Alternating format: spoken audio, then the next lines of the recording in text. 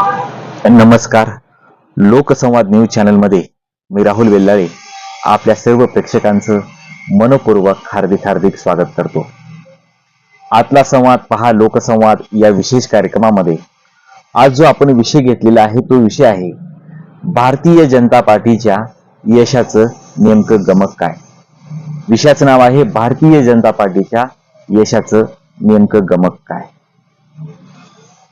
एक राजकीय अभ्यासक म्हणून अनेक राजकीय पक्षांची ध्येय धोरणे लक्षात घेत असताना आणि प्रत्येक राजकीय पक्ष कशा पद्धतीने आपली कार्यभूमिका वटवत असतो यावर कुठेतरी दृष्टिक्षेप टाकत असताना अनेक काही गोष्टी लक्षात येत असतात. एक राजकीय अभ्यासक म्हणून भारतीय जनता पार्टीच्या यशाचं नेमकं गमक काय या विषयाचा उलगडा करत असताना अनेक गोष्टी आपल्याला पाहावयास मिळतात आणि त्यातून त्या पक्षाची उभारी कशा पद्धतीनं झालेली आहे, नेमकं त्या पक्षाच्या यशाचं गमक काय या विषयाचं हे अनुमोदन करत असताना अनेक अभिधा आपल्याला त्या पक्षाच्या पुढे येत असतात, पाहावयास मिळत असतात. कोणताही राजकीय पक्ष हा आपला पक्ष प्रस्थापित करण्यासाठी आपली भूमिका वटवण्यासाठी कटिबद्ध असतोच, पण त्या पक्षाचं नेमकं गमक काय, यशाच्या पाठीमागचं नेमकं गमक काय हे जाणून घेणं महत्वाचं असतं किंवा त्या पक्षाचं लक्ष कोणत्या भूमिकेकडे केंद्रित झालेलं असतं हे सुद्धा जाणून घेणं महत्वाचं असतं. म्हणून कोणतेही पक्ष हा त्याची बांधणी करत असताना, त्याच्या कार्यभूमिका वटवत असताना, त्याच्या शिस्तप्रिय ध्येय धोरणाची दिशा आखत असताना अनेक अविधा पुढे येत असतात. एखाद्या पक्षाला उभारी घेण्यासाठी जे पाठबळ असतं ते पाठबळ कार्यकर्त्यांचं असतं, सामान्य जनतेचं असतं, कार्यकर्त्यांचं असतं आणि त्या पक्षातील नेत्यांची स्वायत्त भूमिका काय असते हे खरं त्या पक्षाचं तत्व आपण लक्षात घेतलं पाहिजे. म्हणजे त्या पक्षामध्ये नेते कशा पद्धतीचे आहेत, खालपासून ते वरपर्यंत संघटन कशा पद्धतीचं आहे, समय सूचकता कशा पद्धतीची आहे, कार्यकर्त्यांची फळी कशा पद्धतीची आहे, शिस्तप्रिय पक्षातला जो पायंडा आहे तो कशा पद्धतीचा आहे आणि त्यानुरूपच त्या पक्षाची दिशा ही निश्चित होत असते. भारतीय जनता पार्टीकडे आपण पाहत असताना भारतीय जनता पार्टी एखादी जर निवडणूक लढवायची असेल तर ती कशा पद्धतीने लढवते आणि ती त्या लढवण्याच्या पाठीमागे काय ध्येय धोरणे आखते हे सुद्धा जाणून घेणं महत्वाचं ठरतं. अति सूक्ष्मरित्या भारतीय जनता पार्टी एखाद्या निवडणुकीकडे ध्येय ज्या पद्धतीने यशस्वी करायचं असतं त्या पद्धतीने त्या निवडणुकीकडे पाहिलं जातं त्या पक्षाच्या माध्यमातून, भारतीय जनता पार्टीच्या माध्यमातून. मग ती निवडणूक सरपंचकीची असो, ती निवडणूक नगरपालिकेची असो, महानगरपालिकेची असो, कोणतीही निवडणूक असो, त्याच्याकडे पाहण्याचा दृष्टिकोन भारतीय जनता पार्टीचा हा अतिशय वेगळा आहे. आणि म्हणून ती निवडणूक लढवण्यासाठी संपूर्ण पक्षाची रणनीती कशा पद्धतीने प्रस्थापित करावी आणि त्या पाठीमागे यश कशा पद्धतीने आपल्याला भेटेल याचा ध्येय दृष्टिक्षेप कशा पद्धतीने ठेवावा हे भारतीय जनता पार्टीला चांगल्या पद्धतीने माहिती आहे. गावातील कार्यकर्ता ते मुख्यमंत्री हा जो प्रवास आहे भारतीय जनता पार्टीचा हा खरंच मोहित करण्यासारखं आहे. त्याचं कारण म्हणजे सर्वसामान्य कार्यकर्त्यापासून ते मुख्यमंत्र्यांपर्यंत जी साखळी आहे, ही साखळी भारतीय जनता पार्टीची काही वर्षांमध्ये ही अतिशय मजबूत झालेली दिसून येते. त्या मजबूतीचं कारण काय? तर भारतीय जनता पार्टीने अपयशातून बोध घेतला आणि अतिशय वेगवान पद्धतीनं कार्यकर्त्यांची फळी मजबूत केली. अनेक इतर पक्ष फोडून का होईना, पण पक्षाचं संघटन वाढवण्यामध्ये भारतीय जनता पार्टीचा हातखंडा आज या परिस्थितीमध्ये कोणीच धरू शकत नाही. मग इतकी मजबूत ही पार्टी बनल्यानंतर, आणि दुसरी गोष्ट म्हणजे भारतीय जनता पार्टीची शिस्त, संघटन कौशल्य, तरुणांना भारतीय जनता पार्टीकडे आकर्षित करण्याचं कौशल्य हे अतिशय वेगळं आहे भारतीय जनता पार्टीचं. आणि म्हणून भारतीय जनता पार्टीच्या यशाचं गमक नेमकं काय, तर हे आपल्याला पहिल्यांदा अधोरेखित होतं. आता हे भारतीय जनता पार्टी आपली रणनीती आखत असताना किंवा एखाद्या निवडणुकीला सामोरे जात असताना तो फोकस हा भारतीय जनता पार्टीचा बघण्यासारखा असतो. म्हणजे लक्ष केंद्रित करण्याची क्षमता ही भारतीय जनता पार्टीची वेगळी आहे. या काही वर्षांमध्ये बदललेली आहे असं प्रामुख्याने लक्षात येते. मग सर्वसामान्य कार्यकर्त्यांपासून ते मुख्यमंत्र्यापर्यंत पूर्ण लक्ष त्या निवडणुकीकडे केंद्रित केलं जातं. सरपंचीचं निवडणूक असो, या नगरपालिकेची, महानगरपालिकेची, महापौरची असो, पंचायत समितीच्या निवडणुका असो, अनेक निवडणुकीमध्ये संघटन कौशल्य, तरुणांना आकर्षित करण्याचं कौशल्य आणि पक्षातील शिस्तबद्धता ही खरंच भारतीय जनता पार्टीकडे इतर पक्षांनी शिकलं पाहिजे. की काय नेमकं कशामुळे यशाचं गमक भारतीय जनता पार्टीच्या काय, तर हे गमक आहे. नुसतं ईव्हीएम ला दोष ठेवून उपयोग नाही इतर पक्षांनी, हे स्पष्ट मत आहे. तर आपला पक्ष कशा पद्धतीने बांधला पाहिजे आणि तळागाळातील माणसांपर्यंत आपला पक्ष कशा पद्धतीने पोहोचला पाहिजे, हे इतर पक्षांनी भारतीय जनता पार्टीकडून शिकलं पाहिजे. आज जी काँग्रेसची वाताहत झालेली आहे, ती वाताहत त्यांच्या पेहरावातून झालेली आहे असं मला प्रथम निदर्शन दिसते. वेगळ्याच पेहरावामध्ये काँग्रेस पक्षातील अनेक नेते वावरत असतात. सर्वसामान्य जनतेपासून ते सतत दूर गेलेले आहेत, म्हणून त्यांना अपयश येतंय का, हे सुद्धा अधोरेखित होतं, महत्वाचं वाटतं.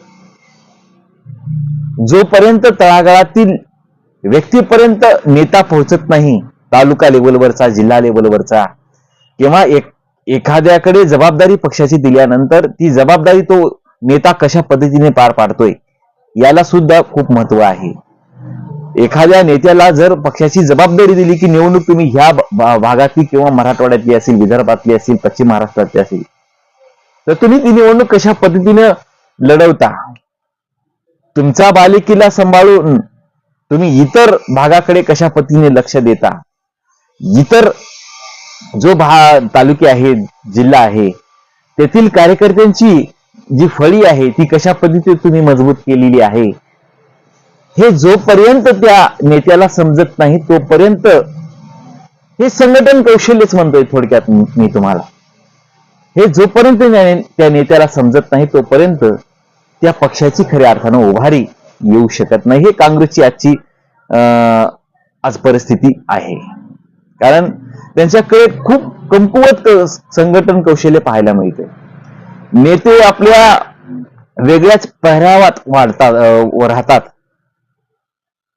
आणि तिथून त्या पेहरावातून जनता आणि नेता याच्यामध्ये खूप मोठी दरी पडलेली आहे. हे सांगणं क्रमप्राप्त ठरतं, कारण ही परिस्थिती आज काँग्रेस असेल या पक्षाला येऊन ठेपलेली आहे. जनता आणि नेता याच्यामध्ये खूप मोठी दरी पडली का काँग्रेस पक्षामध्ये, हे सुद्धा महत्वाचं आहे, जाणून घेणं महत्वाचं आहे. ही अशा बाजूला एका बाजूला काँग्रेस पक्षाची परिस्थिती असताना आणि एका बाजूला भारतीय जनता पार्टीचा लेखाजोखा पाहत असताना अतिशय वेगवानपणे भारतीय जनता पार्टी आपली कार्यभूमिका वटवत आहे. नेमकं काय यशाचं गमक काय, तर हे आहे संघटन कौशल्य, शिस्त प्रियता, सर्वसामान्य जनतेमध्ये वेळेनुसार काय काय ध्येय धोरणे आखायची आणि कशा पद्धतीने निवडणूक लढवायची हे चांगल्या पद्धतीने भारतीय जनता पार्टीला माहिती आहे. आणि जो बदल झालेला आहे भारतीय जनता पार्टीमध्ये 2014 पासून खूप वेगळ्या पद्धतीचा बदल झालेला आहे. जे जुने भारतीय जनता पार्टी मधले नेते होते हे कुठेतरी दूर गेलेत असंही पहिले प्रथम निदर्शनी दिसते. आणि नव्या नेत्यांची उभारी भारतीय जनता पार्टीमध्ये आलेली आहे. आणि जे जुने काँग्रेसचे नेते होते त्यांना सत्तेशिवाय करमत नाही हे भारतीय जनता पार्टीला चांगल्या पद्धतीने माहित होतं. शेवटी पक्ष मोठा करण्यासाठी भारतीय जनता पार्टीने गेल्या काही काळामध्ये अनेक पक्ष फोडून अनेक नेते आपल्या पक्षाकडे वळवून घेऊन पक्ष मजबूत करण्याच्या अनुषंगानं वाटेल त्या स्तराला जाऊन आज भारतीय जनता पार्टीचं वर्चस्व मजबूत झालेलं आहे. ही सगळी कार्यभूमिका भारतीय जनता पार्टीची. मग ही यश काय भेटतंय, तर यश याच्यातून भेटतंय निवडणुकीच्या वेळेलाच स्टंटबाजी करणं, स्टायलिश भाषण करणं आणि प्रचार तोफा गाजवणं हे जनतेला आज मान्य नाही. आज जनतेचा विचार बदललेला आहे, जनतेची मानसिकता बदललेली आहे.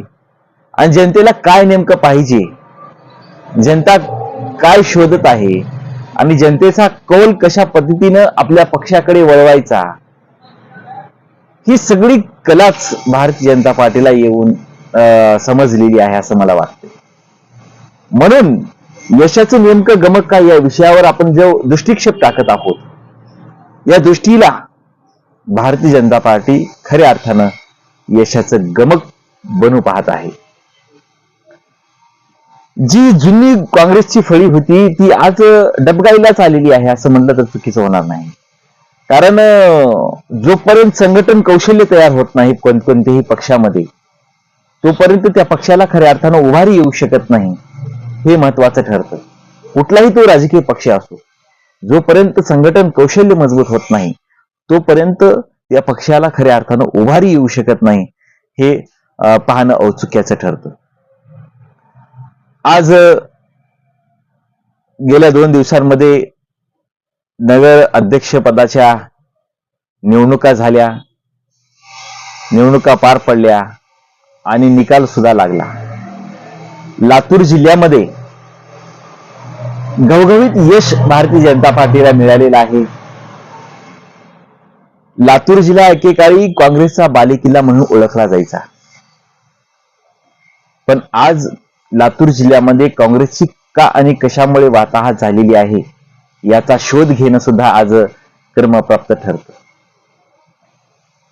माननीय शिवराज पाटील चाकूरकर साहेब, माननीय विलासराव देशमुख साहेब, माननीय शिवाजीराव पाटील निलंगेकर साहेब हे काँग्रेसचे जुने जाणते नेते होऊन गेले. आणि त्यांच्या नंतर काँग्रेसची काय लातूर जिल्ह्यामध्ये वाताहत झाली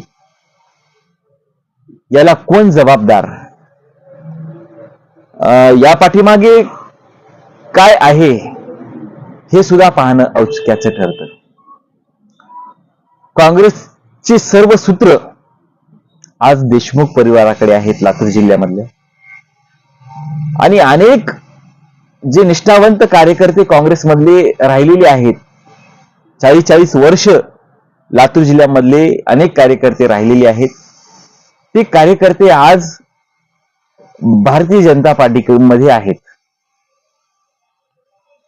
आणि जी वाताहात काँग्रेसमध्ये झाली, ही वाताहात किंवा पक्ष आणि नेता याच्यामध्ये खूप मोठी दरी पडली का, किंवा पक्ष आणि कार्यकर्ता याच्यामध्ये खूप मोठी दरी पडली का, याचा बोध घेण्याची आज लातूर जिल्ह्यातील काँग्रेसला गरज आहे. नेमकं होतंय काय, कशामुळे होतंय, हे आपण समजून घेतलं पाहिजे, जाणून घेतलं पाहिजे. संभाजी पाटील निळेकर यांचे बंधू यांची काही दिवसांपूर्वी मी एक पत्रकार परिषद पाहिली. पत्रकारांनी प्रश्न संभाजी पाटील निळेकर यांच्या बंधूंना केला की तुम्ही एका तासामध्ये किती कार्यकर्ते एकत्रित कराल, आणि त्या पत्रकाराचं चॅलेंज संभाजी पाटील निळेकर साहेबांच्या बंधूंनी स्वीकारलं आणि एक फोन लावला आणि सांगितलं की अवघ्या 1 तासामध्ये आपल्या सर्व कार्यकर्त्यांना तातडीने एकत्रित व्हायचंय. आणि तो फोन सर्व कार्यकर्त्यांपर्यंत पोहोचला आणि अवघ्या 1 तासामध्ये सर्व कार्यकर्ते संभाजी पाटील निळेकर यांच्या बंधूच्या घरी लातूरच्या एकत्रित झाले. जागा त्यांच्या घरी शिल्लक उरली नाही, एवढं संघटन त्यांचं मजबूत, सर्व कार्यकर्ते एकत्रित झाले. याला म्हणतात भारतीय जनता पार्टीचं संघटन कौशल्य. आज इतर पक्षाने जर असं फोन लावला तर किती नेते एकत्रित, किती कार्यकर्ते एकत्रित होतात, हे प्रश्नचिन्ह आहे. म्हणून भारतीय जनता पार्टीने आज खऱ्या अर्थानं उभारी घेतलेली आहे. जी उभारी आहे, ही उभारी लातूर जिल्ह्यामध्ये आज 90% वर्चस्व भारतीय जनता पार्टीचं अबाधित राहिलेलं आहे. मग कार्यकुशलता संभाजी पाटील निळेकरांनी कशी जोपासली या नगराध्यक्षाच्या निवडणुकीमध्ये? उदगीर असेल, अहमदपूर असेल, निलंगा असेल, सर्व बाबतीमध्ये आज भारतीय जनता पार्टी नगराध्यक्ष हे चांगल्या पद्धतीचे आलेले आहेत. अनेक